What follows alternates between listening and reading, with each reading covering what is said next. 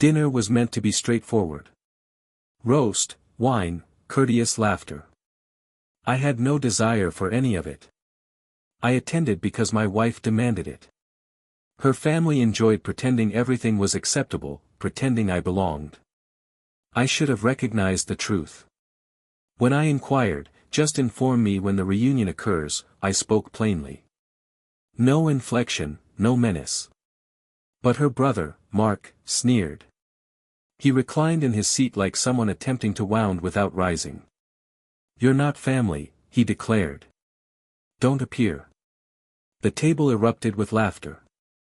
Even my wife grinned anxiously as if remaining silent would be worse. That was the instant, the trigger. I rose, positioned my napkin on the table, and departed. No yelling, no shattered dishes, merely a silent exit. But internally, a tempest began creating its own laws. Mark wasn't simply her brother. He was her business associate. The family operated a series of boutique furniture shops. I assisted in constructing their website when they were beginning, without payment, during a time when we mattered. I possessed access to everything then. Servers, accounts, internal systems. Old credentials never vanish. People merely forget who retains them. When I arrived home that evening, I didn't consume alcohol. I didn't contact anyone. I simply seated myself at my desk, opened my laptop, and entered a phantom of their domain. Their newest shop, the one they boasted about throughout dinner, was failing. I'd heard them lamenting weeks earlier about the loan they'd secured, high interest, demanding deadlines. I also knew the creditor, a private institution that automatically withdrew payments every Friday at 8 p.m. Friday was 4 days distant, 4 days to strategize. I didn't desire disorder. I desired exactness.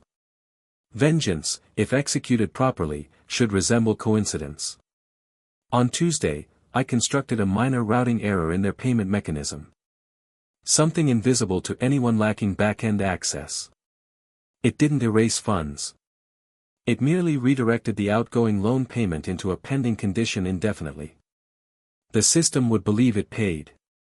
The institution would believe it hadn't. By Thursday evening, I erased the access record. Just a phantom erasing itself. Friday arrived. I attended work as normal. Silent, ordinary, unmemorable. At 8 p.m., their loan payment failed. By 8:07, the creditor dispatched an automatic alert to the business email, the one Mark utilized. At 8:10, my phone vibrated. Not from him, from her. "Did you do something to the business site? Mark claims the system's down." I responded, "Haven't touched it in years." She didn't answer. Saturday morning, the consequences commenced. The failed payment activated a penalty, 15%. Their account, already strained, became negative. Suppliers began contacting. Orders were cancelled. By Sunday, their website went dark due to an unpaid hosting bill. Ironically, one that still contained my old credit card registered as backup. I deleted it months prior. They never realized. I heard the screaming before I even answered the call. Mark's voice, hoarse and enraged, through speakerphone.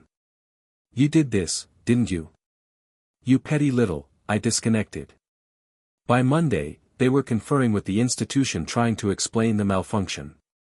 The creditor froze their credit line pending examination. Without it, payroll was unattainable. Employees started resigning. The fractures expanded rapidly. I didn't need to press another key. The dominoes were already toppling. That evening, she appeared at my apartment. Same eyes, diminished confidence. "He's losing everything," she stated. "He blames you." I regarded her calmly. "Why would he?" Her voice fractured. "Because the timing, right after that dinner." I smiled slightly. "Maybe that's the issue. He always assumes people are obsessing about him." She examined my face for a sign, a tremor. I offered her nothing. 2 weeks later, their flagship shop closed. The family's heritage business was posted for liquidation. Mark had borrowed from acquaintances to cover the penalties. They demanded repayment.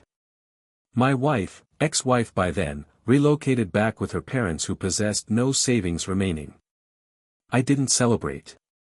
Revenge isn't champagne. It's silence. But I did drive past the vacant storefront once.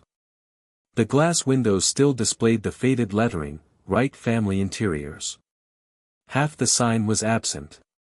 The reflection of my car distorted the name into Wrong Family. I nearly laughed. He contacted one final time. I allowed it to ring, then answered on the last buzz. You think you won? He hissed. You destroyed us. I let the silence linger. No, Mark. You destroyed yourselves the day you laughed. He didn't respond, just breathing, heavy, broken. Then the line went silent. I eliminated every trace of the routing error that evening. Not because I feared discovery, but because it was finished. I didn't require proof. I possessed peace. Funny thing about betrayal. It teaches you precision. You learn to measure every word, every pause. They taught me that lesson. I simply returned it with interest. Now, when I recall that dinner, I can still hear their laughter echoing off the walls. But it doesn't hurt anymore because somewhere in the quiet of their empty shop, I know the silence hurts louder. They wanted to remind me I wasn't family. I suppose they were correct. Families forgive. I don't.